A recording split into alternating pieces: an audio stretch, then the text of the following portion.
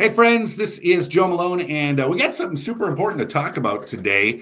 The LifeServe Blood Center blood drive is coming up at the end of the month, 3 weeks from today. Wow. Joining us from LifeServe Blood Center, we've got Shay Willis. Shay, thanks for being here. Yeah, thanks for having me, Joe.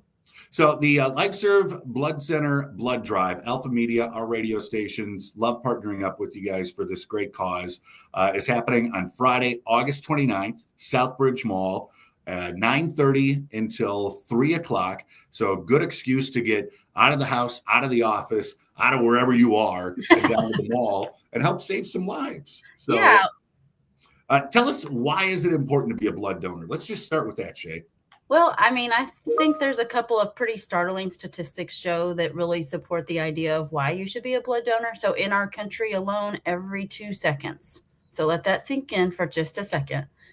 Every 2 seconds, someone in our country needs a blood transfusion. And in Wow. my opinion, that's pretty wild, right?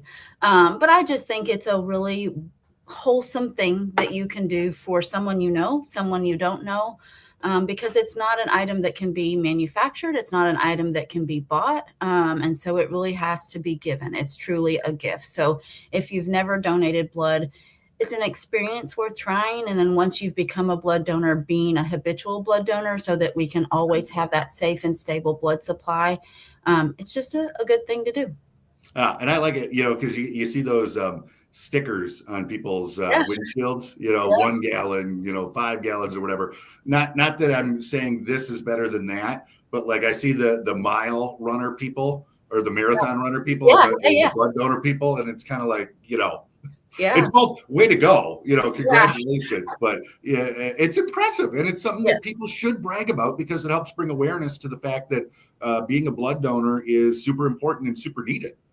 Yeah, and I love seeing those milestone stickers on people's cars too, Joe. It's funny because I have some people say, "You mean you gave a gallon?" And no, no, no. Like It was. over time, those donations have accumulated. When you give a unit of blood, it's like a pint. But just do the math and you can see, like, if somebody has a 10-gallon sticker, like, that's super cool. That means they've been donating for a long time. You wouldn't believe some people are in the 50 and 60. Like, there's people in our communities that have been lifelong blood donors. People can start, maybe not years ago, but in this day and age you can start donating at 16. Oh, So if wow. you give every time you're eligible, you're going to start to see those milestone moments happen, and we really try very hard to recognize people for that because we do know that it is a commitment. Now, when it comes to the blood drive happening on Friday, August 29th at Southbridge Mall, you can go to any one of our websites, and we've got the link right on the front page to be able to sign up. You can book your time, which if you're busy, if you only have a little bit of time during the day, go for it. But it's not absolutely necessary, correct, Shay? Right. We encourage appointments, Joe, just because typically that does help the process go a little bit more smoothly, but they are not required. So if you choose to walk in, that's fine. Or if you're at the mall and you're like, oh, hey, I'm back to school shopping or picking up something last minute, but I'd like to do something meaningful like save a life, we're going to take you. As long as it's between 9:30 and 3, we're going to take you. You don't have to have an appointment. And now people that become a blood donor get this shirt, which we've got up on the screen right here. It's donor time. I love the different shirts that you come up with. We have a very creative PR and marketing team, and our graphic designer is so good at what she does. And so, yes, each summer we have a summer what we call media drive shirt, and then we have different shirts for different events. And so, yeah, this one is super fun. So, yeah, every registered donor will receive this T-shirt for giving blood. And we talk about the bumper sticker or whatever. The shirts turn heads too. Oh, Get people talking. yes, and I feel like some of those big milestone donors probably have enough shirts to make a quilt or two because LifeServe is known for those T-shirts and those little tidbits of incentive. We like to thank our donors, but I hope more than anything that a person that gives blood just knows that they're doing something good for someone else. I want to try something as we're live right now on Facebook. If you are a blood donor, if you've donated in the past, you maybe drop a comment saying, blood donor or why you give or why you donate. It'd be kind of cool to hear your story and share that as well while we're talking here. Yes, so So many people have a very personal reason as to why they donate. Other people just know it's a good thing to do. But yeah, I would love to see those comments too, Joe. now, donation day, let's say that I set an appointment for 10 a.m. Yep. What should I expect? When should I arrive? Should I be there at 9:59? Should I be there at 9:50? When should I show up? Well, before you even arrive, I want to encourage a few things prior to arrival, if you'll allow me to do that, Joe. Yeah. So I want you to eat, if your appointment's at 10, hypothetically, I want you to make sure you eat a good breakfast. Don't show up on a granola bar and a gallon of coffee. Like, I need you to eat a good breakfast. Make sure you've had some water in that system, and make sure you've got your photo ID on you. That's going to help you have a better experience. And then it's going to allow us to check you in. So if your appointment's at 10, just be there before 10 at 9:45, 9:50, 9:55. It doesn't matter. They're going to ask you your name, what time your appointment is. They're going to get you checked in. And then after you're checked in, you do have to go through like a health history questionnaire, Joe. That is because we are regulated by the FDA. And we have to ask certain questions because they require us to, because we have to make sure the blood that we are taking from individuals is going to be safe to give to somebody who's not in a good shape, in good, health, whatever their situation is. So once you get through that questionnaire, you're going to actually do the donation process. So at a mobile blood drive, which is what we call this, we can either take whole blood or double red cells. So if you're not familiar with what that is, whole blood is a unit of blood. It's the most common donation type. Typically takes someone 5 to 10 minutes to do that actual donation process. A double red cell is similar to that, except for we are kind of getting twice the red cells, and we're giving you your plasma and platelets back. You can't donate as often if you're a double red cell donor, just because of the quantity of red blood cells we take, and there's some different requirements. But you either will do one of those two donation processes, and then once that's complete, we're going to ask you to stick with us for a few minutes after your donation. We'll provide you some refreshments and make sure you're feeling good before we send you on your way. So we ask people, if you're giving a unit of whole blood, give us an hour of your time at the least, just because that's what's going to probably take you to get through the entire process. If you're a double red cell donor, it's probably going to take you a little bit longer. It is an automated process, so you're actually connected to a machine, if you will. But just give us time. Don't rush yourself. It'll just make the experience a little bit more enjoyable. I don't like to see people come in like super stressed about it, because I think that just kind of impacts the experience. So our staff is very well trained. They take very good care of all of our donors, and make sure you feel well. You have to weigh at least 110 pounds, and then those recommended eating well and making sure you're well hydrated.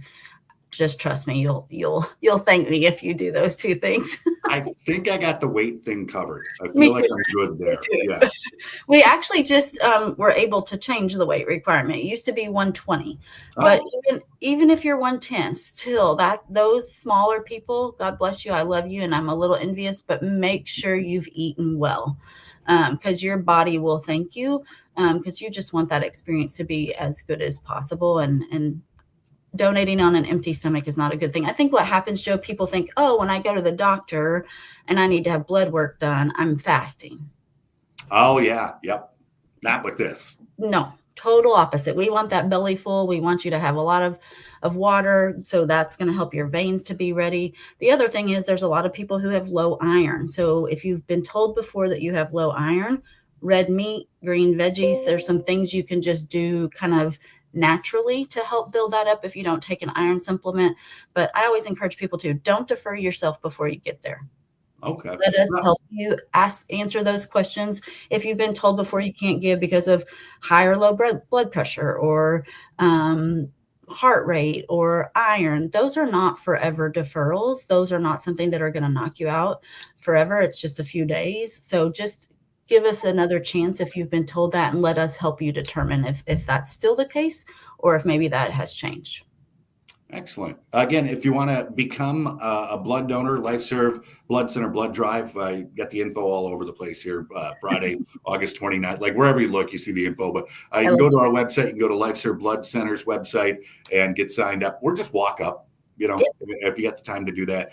Can I ask a question that hopefully isn't weird, but like, how long is blood good for? Like, you make a donation. Is it good for like 3 days? Does it refrigerate well? I mean, So, I don't mean to make it weird. I'm making it weirder the more I talk. No. They have, so it's great that you asked that, because they do expire. Units of blood, platelets, plasma do expire. Hence the reason you hear from us all the time asking you to donate blood, because it's not a forever thing. There are some products that can be frozen, but not all of them. So if you give us a unit of whole blood, I think it's 42 days, but some of our other products, I think platelet products might only last 5. So there is different expiration dates for the different types. And that's why we try really hard, Joe, to be good stewards of the blood supply, is because we want to make sure that those products that do have an expiration date are used. And so we have staff members who are fully responsible for working with our hospital partners to make sure they have, blood products that can be used. And if they're not going to be used by the expiration date, that we move them to somebody that needs them.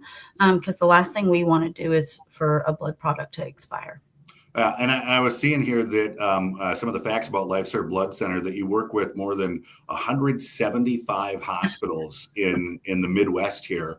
And what's crazy is that you've got that big of a network. And it just kind of puts in perspective how important it is to be a part of this. And like you said, like, we make donations here, and hopefully they're not needed here. Hopefully it's one of those things where it's like, let's go send it to South Dakota or whatever, because everybody's doing well in North Iowa and southern Minnesota. But you also, it's boots on the ground, drops on the, in the hospitals here locally. We're helping our neighbors out.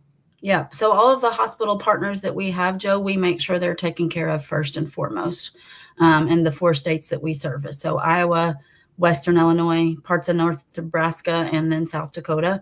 And then if those hospitals are in good shape, if there's a need in our country somewhere else where we can help and we are called upon, then we try to do that. We're a part of a couple of different networks of other community blood centers. And if unfortunately there's a shooting or a natural disaster or whatever it might be, if we get called upon, as long as our local needs are met, we're going to also then answer that call to help anybody across the country. And so it just goes to, once again, illustrate the need and the constant need, and why, if we are eligible blood donors, we should give every time we can. Now, people that have been blood donors for a while know that, it's like, okay, I psyched myself up before going in for the first time. It's not as whatever I thought it was going to be that it was. What can you share maybe, and I know I'm springing this on you here, can you share from a first-time donor at a blood drive, their thoughts after donating and what their opinion was of the process? I mean, I honestly think people do kind of get in their own way, Joe, when it comes to blood donation. They kind of get in their heads and they're like, oh my gosh, this is so scary. I can't do it. I don't like needles. Well, we don't want you to like needles. This is a short-term thing that's hopefully you shouldn't like that. So I always tell people, like, it's a perspective check, right? You and I are sitting here today, well, healthy. If we went in to donate blood, hopefully everything would go very smoothly, but you have to kind of think about the patients that are in all of these local hospitals. They could have just had a traumatic car accident, boat accident, ATV accident. It could be a mother post-delivery having complications. It could be your friend or family member dealing with a cancer diagnosis that's going in for treatment every other week. The scenario of people that, need life-saving blood products, I always just try to tell people, put yourself in their shoes. Like, what you're going to be inconvenienced with for maybe an hour, maybe 2, if you do a double red cell, is so minor compared to somebody that's in need in one of our local hospitals. So I just think first-time donor or 50th time, like, just know when you are with us, It's going to be minor inconvenience. And when you leave us, you should have that good feeling in your heart that you've truly made a difference in someone's life and potentially a family's life. Because if you're saving a loved one for them, then they get another day. Mm-hmm. And doing good feels good. Amen. At the end of the day, you know? Amen. That's what it comes down to. The best time to save a life right now, actually 3 weeks from now, or right now and 3 weeks from now. LifeServe blood donor, LifeServe Blood Center blood drive happening Friday, August 29th, Southbridge Mall in Mason City. LifeServe website, any one of our radio station websites can get you signed up, get you all the info, and you get this sweet T-shirt too. So that's pretty cool. Yeah, it's donor time. Shay Willis with LifeServe Blood Center, thanks so much for taking some time out of your day to talk with us and share the importance of becoming a blood donor. Thank you. And Principal Pavilion, if we didn't say it earlier, just because if somebody gets into the mall, they may be like, where's the blood drive? I just didn't want to leave that part out. Good call. Good call. Just follow the mall walkers and eventually you'll get to the right spots. You know? And maybe they're going to go donate too while they're on their walk. I don't know. I'm not sure if Fridays are clockwise or counterclockwise for the mall walkers, but yeah, just follow them. You'll get there. Oh, so they do have certain days of the week that are. Maybe I mean, that's pretty smart, Joe. You might be onto something. You might be onto something. Excellent. Shane, thank you so much. Yeah, thank you.